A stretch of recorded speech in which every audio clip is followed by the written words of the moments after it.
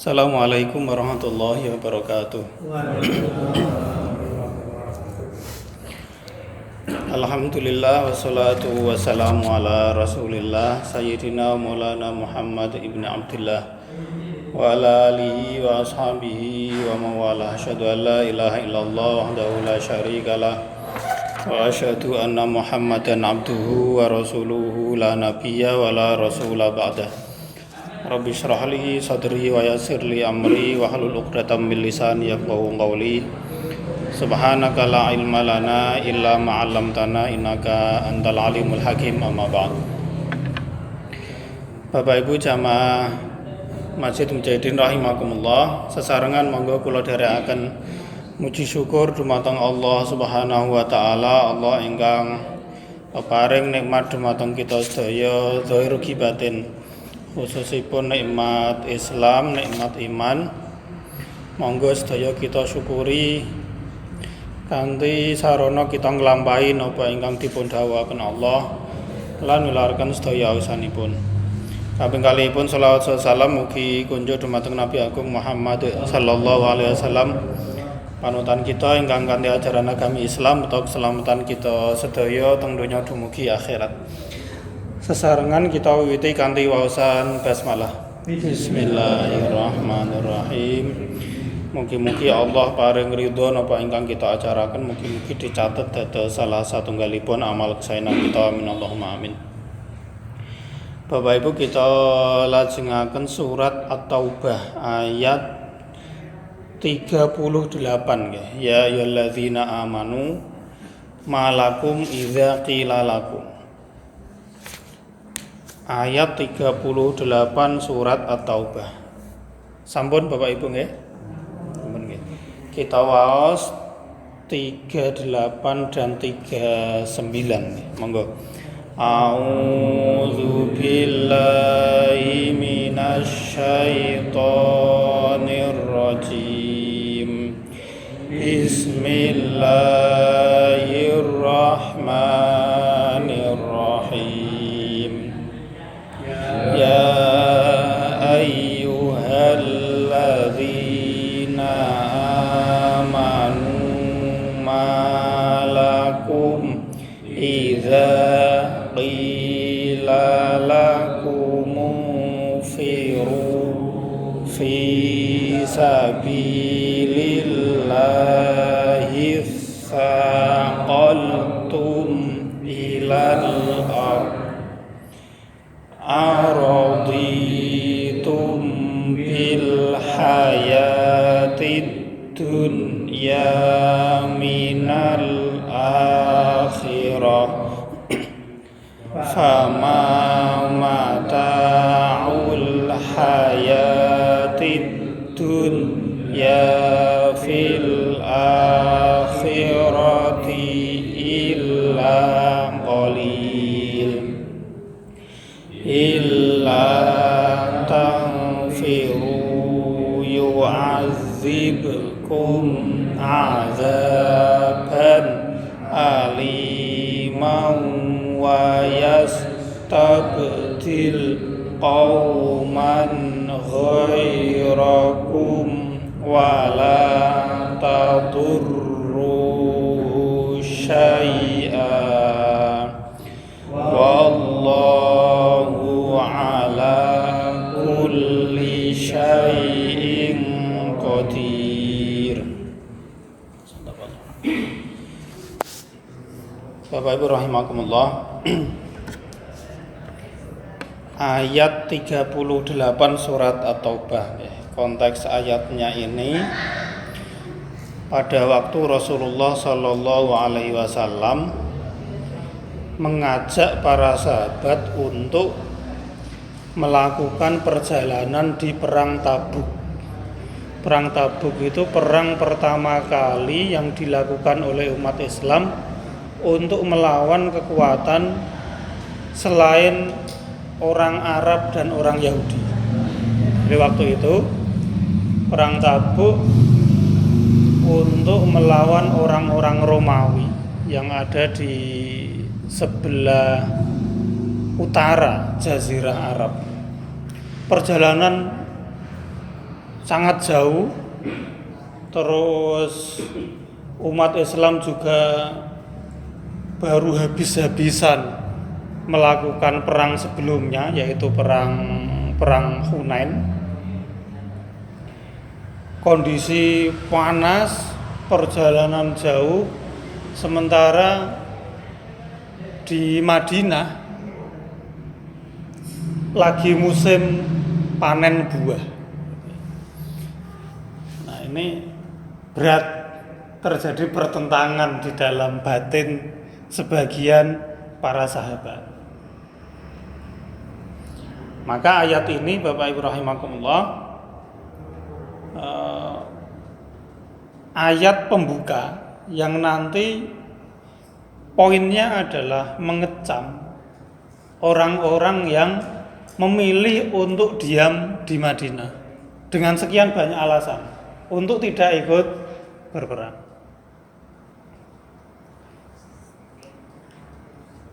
Di ayat 38 Allah mengawali dengan ya ayyuhalladzina amanu. Jadi ya orang iman, bong para sahabat, mereka iman. Allah mengatakan ya ayyuhalladzina amanu, wahai orang-orang yang beriman. Ini nanti kita bisa mengambil pelajaran juga dari sini, ngaten nggih. Malakum idza qila lakum firu fi sabilillahi tsaqaltum. Kenapa kalian ketika disampaikan kepada kalian bergegaslah untuk melakukan jihad di jalan Allah Subhanahu wa taala, kok kalian itsaqaltum ilal ardi, kok kalian merasa berat sehingga tetap memilih diam di tempat. Jadi itsaqaltum itu bukan benar-benar berat, tetapi ngerasa berat. Ya mungkin jawabannya awang-awangan gitu. Kalau memang benar-benar berat, itu kan sakilun, memang benar-benar berat. Beban yang dibawa itu melebihi kemampuan. Itu yang benar-benar berat. Tenaganya berapa, ternyata bebannya melebihi dari tenaga. Itu berat. Tetapi kalau tasaqala, itu ngerasa berat. Sebenarnya beban yang dipikul itu masih kuat ditanggung. Tetapi karena awang-awangan, ngerasa abot, akhirnya memilih untuk memutuskan enggak aja lah. Lah ngopo? Ketone abot tok. Nah, ketone abot. Padahal sebenarnya itu masih di bawah atau dalam kendali kekuasaan seseorang. Artinya dia masih mampu sebenarnya.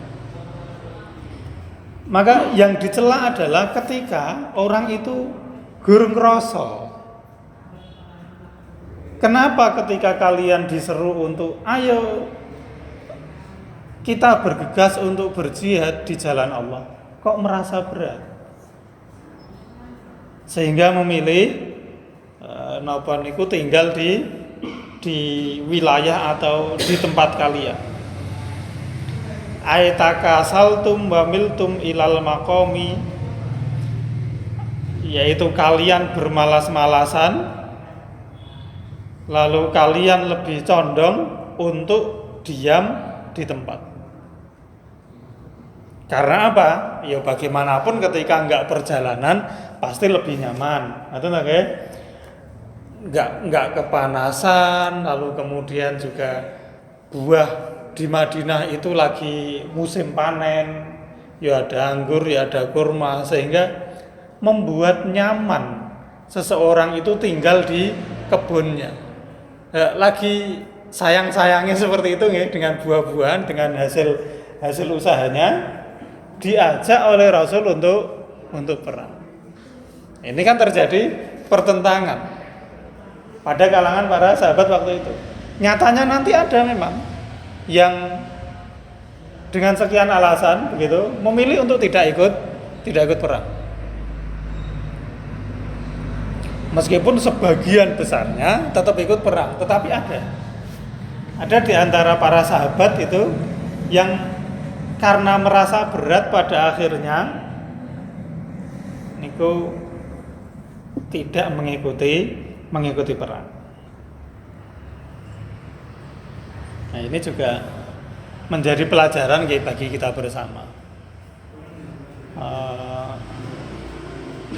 Ngaji niku sakjane nggih mboten berat. Sakjane lho nggih mboten berat. Tetapi kadang kita merasa berat. Masih napa nggih? Kita sebenarnya masih kuat. Masih bisa meluangkan waktu. Masih bisa ya masih sehat begitu nggih. Tetapi kadang-kadang kita isaqola, merasa berat, awang-awangan.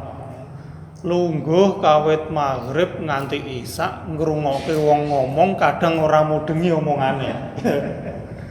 Kadang yang mboseni gitu. Kuwi wae. Ngantuk sisan.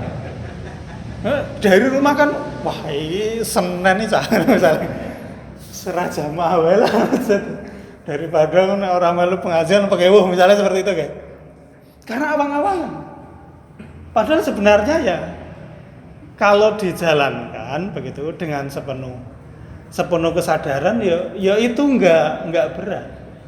Ketika kita tahu faedahnya ke napa niku manfaatnya ngoten nggih, kita enggak akan merasa berat. Karena ya memang ada tuntunannya untuk menambah ilmu, menambah pengetahuan, khususnya dalam urusan-urusan agama kita. Hanya karena kita awang-awangan itu tadi, pada akhirnya, ngaten Bapak Ibu rahimakumullah, kita ini memutuskan untuk tidak mengikuti. Ya dalam level yang lebih kecil ngaten nggih. Kejadian di ayat 38 ini ya bisa kita jadikan sebagai yang ngenangen awak dhewe. Lah ya sakjane ya rabot. Wong ya modal melangkahkan kaki dari rumah ngoten nggih wis lungguh ngantuk-ngantuk ya ora apa-apa. Karo nglamun-nglamun ya ora apa-apa. Sing penting wis entuk niate ya ngaji, ya iktikaf, ya kumpul wong-wong saleh teng masjid ngoten itu kan nggak ada jeleknya. Daripada ketika di rumah kemungkinan ya berarti orang ngaji, nonton TV dan lain-lain lah. Karena ketika waktu itu tidak kita isi dengan kebaikan biasanya, katanya kita isi dengan selain yang positif. Ketika kita menyibukkan diri dengan ngaji berarti ada hal-hal lain, katanya di luar ngaji yang kita tinggalkan. Artinya nek bendina awak dhewe ngaji berarti kita nggak ada peluang untuk melakukan hal-hal selain ngaji kan rumusannya seperti itu. Tapi kadang kita merasa berat sehingga memilih ilal ardi, memilih diam di tempat untuk tidak ikut dalam kafilah jihad tersebut. Nah, yang ngaji disebut sebagai jihad ilmu ya kita berarti sedang berusaha keras untuk memahami ayat-ayat Allah Subhanahu wa taala. Alasannya ya macam-macam. Kalau di ayat 38 itu mereka beratnya karena iki lagi musim panen. Ngono tak tinggal panenanku piye? Enggak ada yang memanen. Buahnya udah siap dipanen. Padahal perang itu enggak sehari dua hari, apalagi perjalanannya ini jauh, tur ya musim panas banget, ngentang-ngentang jawane. Mun lane awak dhewe misale dadi sahabat di zaman itu, kira-kira milih sing pundi? Banyak pertimbangan. Sehingga memang ada sebagian yang memilih. Kita pun bisa jadi banyak pertimbangan. Aku yen melu pengajian misalnya. Berarti aku ninggalke apalah urusanku, ninggalke usahaku, ninggalke mungkin warungku, mungkin apaku dan seterusnya. Itu kan sangat mungkin ya. Faktor-faktor itu yang kemudian menyebabkan kita merasa keberatan atau merasa berat. Sehingga kita memilih untuk diam di tempat dan tidak bergerak. Nah, setelah Allah Subhanahu wa taala mengecam orang-orang yang bermalas-malasan memenuhi panggilan Allah tersebut, Allah itu kemudian bertanya dengan mengatakan, araditum bil hayatid dunya minal akhirah. Apakah kalian lebih senang dengan kehidupan dunia daripada akhirat? Ya, Allah bertanya, apa yang menyebabkan kalian bermalas-malasan itu? Apakah karena kalian memang lebih menyukai dunia daripada akhirat, atau bagaimana? Nah, kalau orang beriman lebih menyukai dunia daripada akhirat, itu ya kebangetan. Kenapa? Karena perbandingannya niku kasarane mboten gebak. Dunya kok dibandingke karo akhirat, itu sama sekali tidak imbang. Ya tidak bisa dibandingkan karena perbedaannya itu ya sangat jauh. Kalau dunia itu bagaimanapun yang namanya dunia itu pasti fana atau kenikmatannya. Sementara kalau kenikmatan akhirat itu pasti abadi selamanya. Sehingga misalnya begini dalam konteks ayat ini, kalau yang memberatkan kalian itu adalah karena sudah musim panen, keuntungan dari musim panen atau buah yang kamu panen itu sampai kapan bisa kamu nikmati? Dibanding dengan keuntungan yang akan kalian peroleh ketika kalian meninggalkan bisnis kalian untuk berjihad di jalan Allah, yang adalah mendapatkan keuntungan akhirat. Mana yang lebih menguntungkan? Kalau memang motivasi kalian meninggalkan jihad itu adalah demi eman-eman, karena keuntungannya mungkin akan hilang.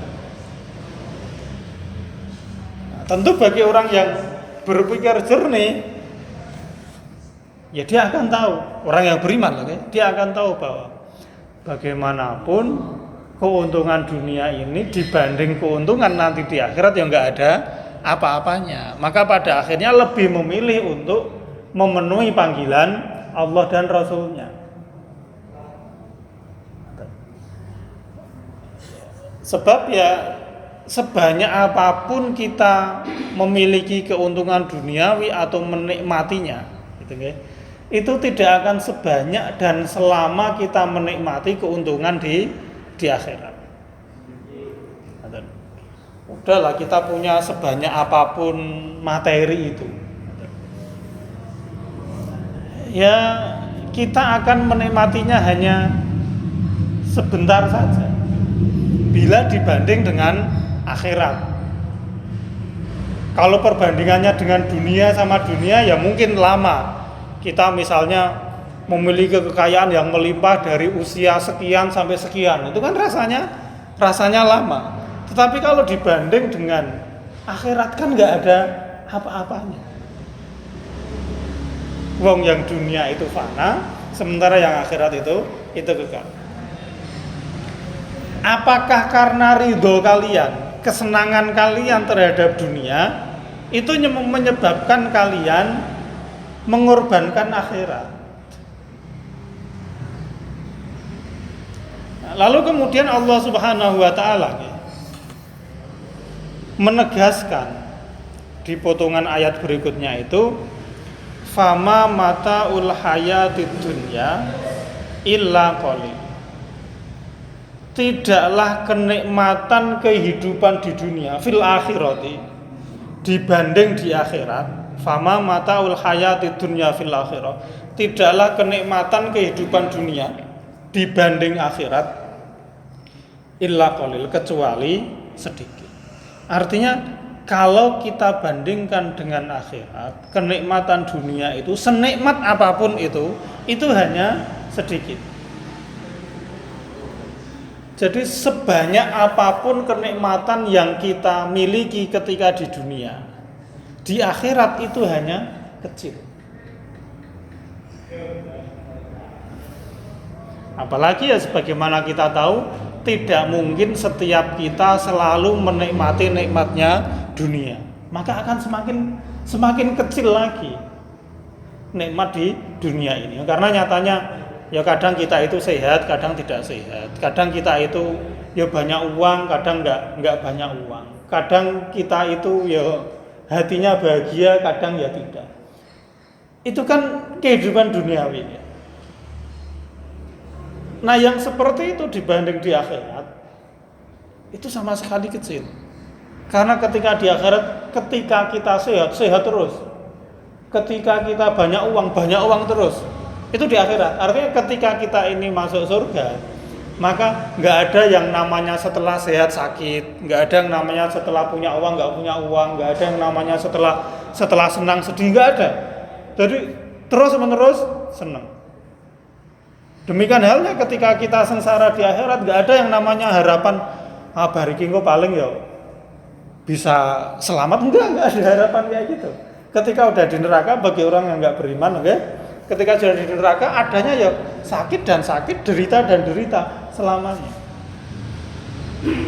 Nah, ketika kita memilih keuntungan dunia lalu mengorbankan keuntungan akhirat, kita rugi di akhirat, kita nggak mendapatkan keuntungan di akhirat, berarti kita rugi.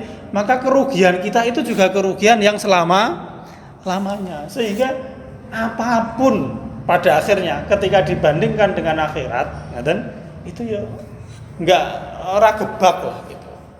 Sehingga ya harus diperjuangkan. Karena bagaimanapun nikmat dunia itu sangat kecil dibanding akhirat. Nah, oleh karena itu sebagaimana diriwayatkan oleh Imam Ahmad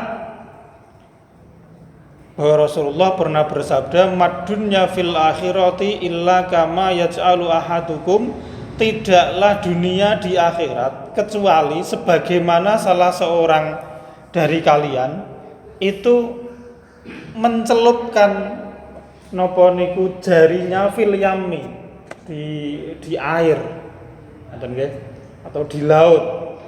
Fal yanzur bima tarji, maka lihatlah ketika tangan ini, jari kita ini kita celupkan ke air, setelah jari ini kita angkat, kira-kira sisa air yang ada di jari kita itu seberapa? Itu dunia dibanding akhirat, kata Rasulullah. Jadi kalau akhirat itu adalah samudra atau laut, sementara nikmat di dunia itu kaya awak dhewe nyelup ke jarine awak dhewe ke laut tersebut, kemudian dilihat sisa basahnya itu seberapa, netesnya itu seberapa. Itu kan sangat-sangat kecil ya. Tidak ada artinya dibanding sekian banyak air di lautan. Lah nek awak dhewe kok lebih memilih setetes dua tetes air daripada sekian gibek air, ngaten nggih? Ya itu bukan orang yang pinter. Bukan orang yang logis ketika memikir. Maka ya mestinya kita memilih lautan dan samudra itu daripada gur mengejar tetesannya saja. Ya memang butuh perjuangan untuk mendapatkan itu. Maka diibaratkan awak dhewe ini seperti orang yang, kalau Syekh Mutawalli Sa'rawi di dalam khawatirnya itu beliau menggambarkan orang-orang yang beriman itu seperti anak-anak kita yang sekolah itu yang rajin belajar. Ketika dia rajin belajar, maka ya nggak bisa main, nggak bisa nonton, nggak bisa kemana-mana begitu kan? Tetapi dia tahu bahwa nggak apa-apa, saya tak serius belajar dulu, karena nanti pas ujian semoga saya bisa mengerjakan soal itu dengan baik. Sekarang ini saya nggak apa-apa, nggak bisa main-main, nggak bisa jalan-jalan, nggak bisa nonton, nggak bisa kumpul-kumpul sama teman-teman, nggak apa-apa. Tapi demi nanti supaya bisa mengerjakan soal dengan baik. Mengorbankan, betul, mengorbankan Pak.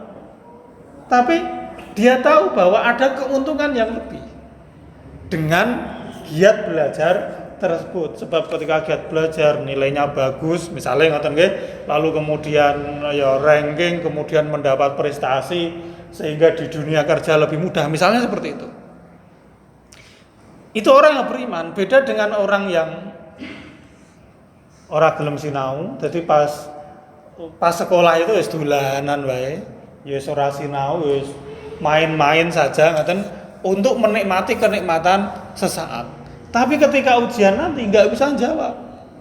Ketika nggak bisa jawab, nilainya jelek, ngoten nggih, prestasinya nggak bagus, nggak dapat penghargaan, sehingga nanti setelah keluar mungkin ya tidak mendapatkan kesempatan dan peluang sebesar yang dimiliki oleh orang yang berprestasi dan rajin belajar. Bahwa orang yang nggak belajar itu bisa menikmati hidupnya dari awal, iya.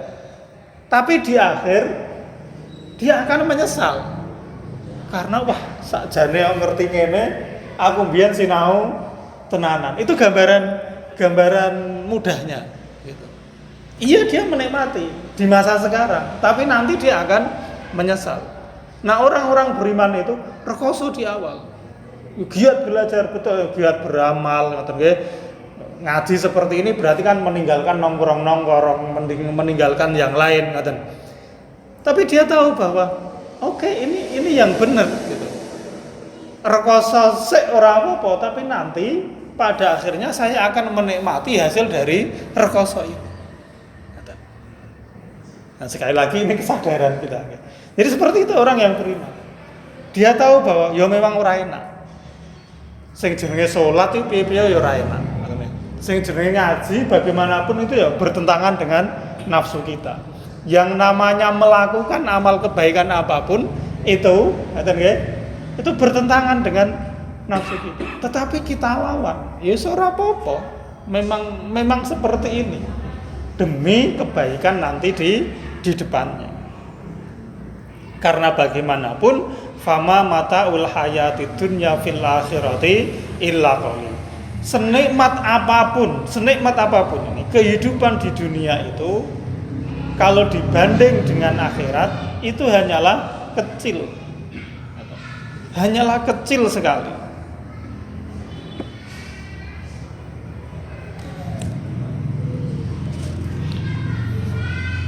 Imam As-Sauri menyebutkan dari Al-Amash ketika membaca ayat ini bahwa kenikmatan dunia bagi akhirat itu hanyalah sedikit, digambarkan kazadirraqibi, sebagaimana bekal orang yang sedang melakukan perjalanan.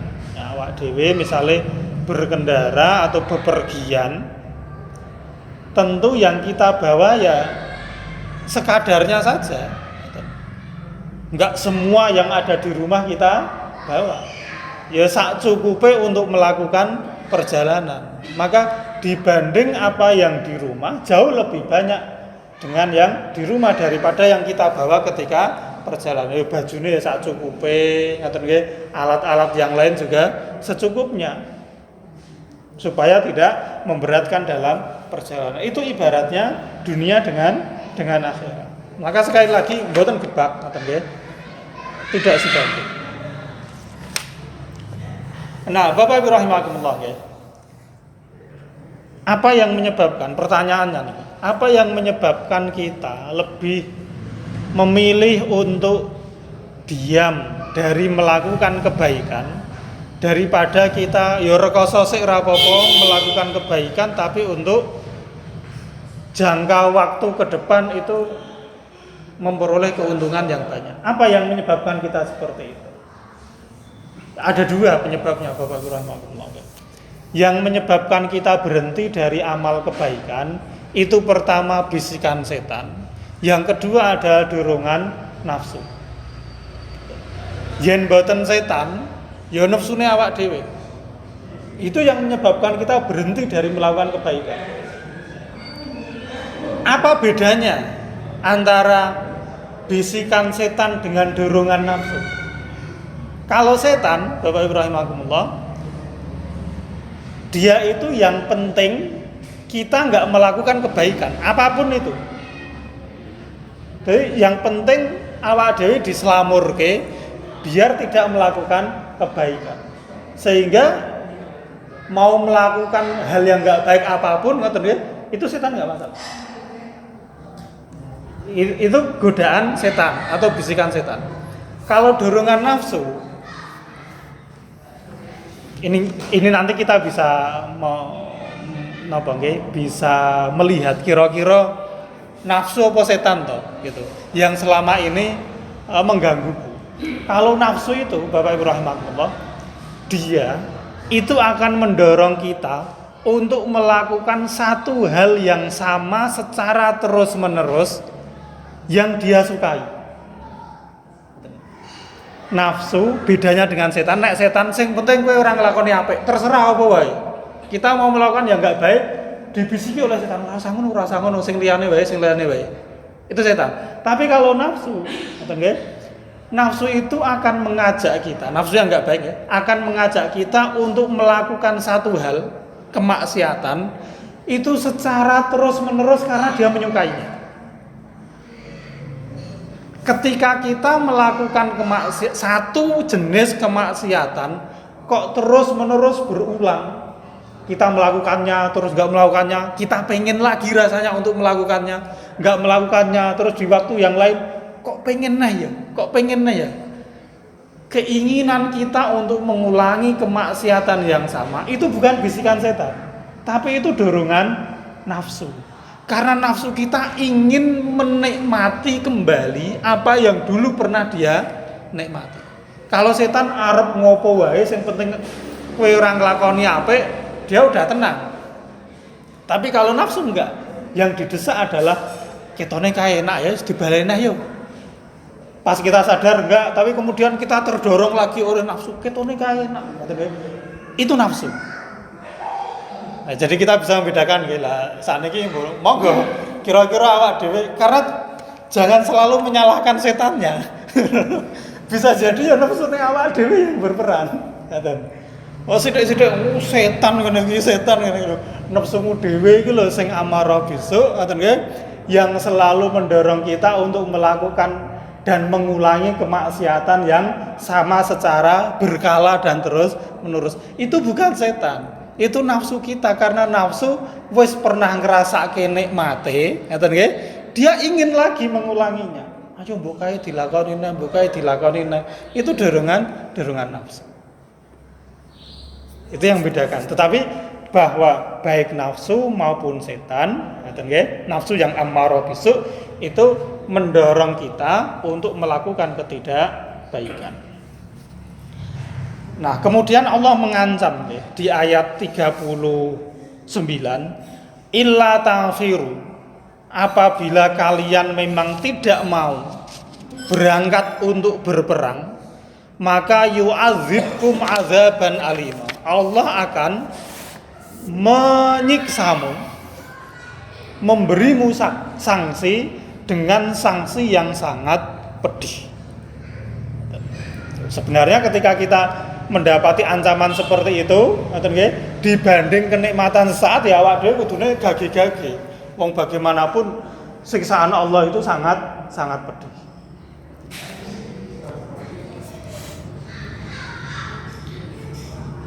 Abdullah ibnu Abbas mengatakan terkait dengan ayat ini bahwa pada saat perang Tabuk ini Rasulullah itu mengajak salah satu penduduk di perkampungan Arab untuk ikut melakukan perjalanan perang.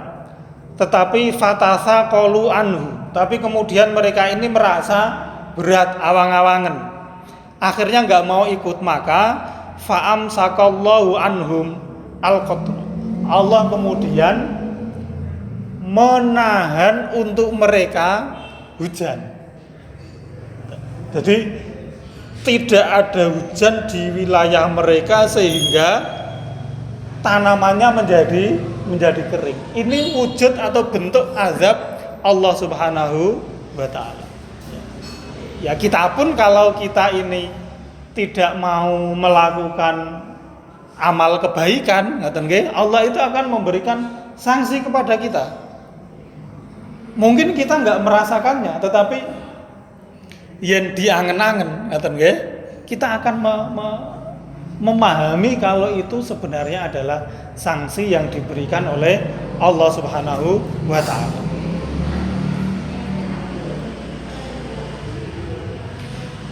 Selain akan diazab, Allah mengatakan wa yastabdil qauman ghairakum, dan Allah akan mengganti kaum atau orang-orang sing modele tidak seperti kita.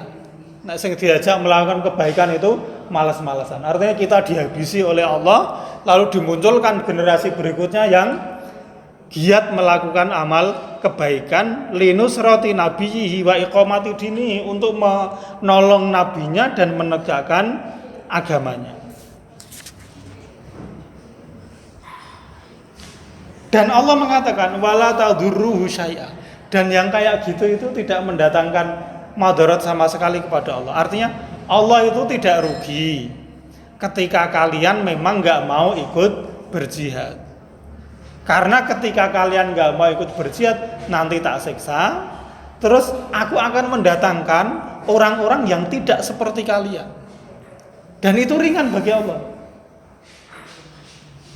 Jadi yang membutuhkan itu kita. Karena Allah tidak butuh pembelaan kita. Yang sebenarnya butuh ben awak dhewe selamat, ngaten nggih, itu ya kita. Maka jangan merasa jual mahal dengan mengatakan, "Nek ora ana aku ngene pengajian ra iso jalan." Misalnya seperti itu. Loh, kalau kamu enggak mau, kamu diganti dengan orang lain, ngaten. Allah mengatakan seperti itu. Kalau emang kamu enggak mau, ngaten nggih, tak ganti dengan orang lain yang tidak seperti kamu. Jadi yang membutuhkan itu bukan Allah, tetapi kita. Kita ingin menunjukkan ini loh Gusti, kula dados kawulane jenengan, kula siap ketika jenengan perintah. Ketika kita nggak mau, diganti yang lain. Artinya kita ini nggak ada nilainya, ngaten nggih, nggak ada pentingnya di mata Allah Subhanahu wa taala, karena Allah sangat mudah untuk memunculkan yang lain. Kadang-kadang kita merasa sok paling berjasa. Oh enggak seperti itu. Nah kita berhenti diganti yang lain. Yang rugi siapa? Ya awak dhewe. Karena akhirnya kita akan mendapatkan azaban aliman itu tadi. La tadurruhu syai'a. Tidak mendatangkan madarat, tidak merugikan Allah sama sekali. Wallahu ala kulli syai'in qadir, dan Allah itu zat yang maha mampu atas segala sesuatu. Nanti di ayat berikutnya Allah menegaskan itu, bahwa bukan sekedar omongan ketika Allah mengatakan Allah zat yang maha mampu untuk menolong nabinya. Karena nyatanya sebelum ini Allah sudah menolong nabinya itu ketika nggak ada yang menolongnya. Jadi yang awak dhewe itu nggak mau, Allah akan turun tangan sendiri. Nah, insya Allah ngoten nggih Bapak Ibu rahimakumullah. Jadi intinya ketika kita ini orang yang beriman, ya mengikuti perintah Allah. Jangan merasa berat, karena beban yang dibebankan oleh Allah kepada kita orang yang beriman itu sudah ditakar oleh Allah. Pasti kita tidak keberatan. Kalau kita merasa berat, tuduhlah nafsu kita dan tuduhlah setan atau curigailah setan yang napa niku membisiki kita sehingga kita merasa berat. Satu-satunya jalan ya kita harus berani melawan dan menentangnya. Insyaallah ngoten, mugi-mugi bisa menjadi motivasi dan bahan pengingat kita bersama. Nyuwun ngapunten apabila wonten kelentah-kelentunipun. Sesarengan kita tutup kanthi waosan hamdalah lan kafaratul majelis. Alhamdulillahirabbil alamin. Subhanaka Allahumma bihamdika asyhadu an la ilaha illa anta astaghfiruka wa atubu ilaik. Assalamualaikum warahmatullahi wabarakatuh.